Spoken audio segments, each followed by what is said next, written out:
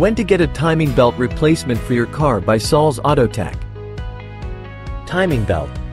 The timing belt in your car helps keep certain components within your engine synchronized and coordinated. Signs you need a replacement.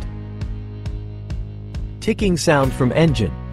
When an engine makes this noise, it could indicate that the car timing belt is too tight or too loose. Engine misfires or performs poorly. An engine that runs roughly or frequently misfires may have its performance impacted due to a worn-out or damaged timing belt. Timing belt cover leaks.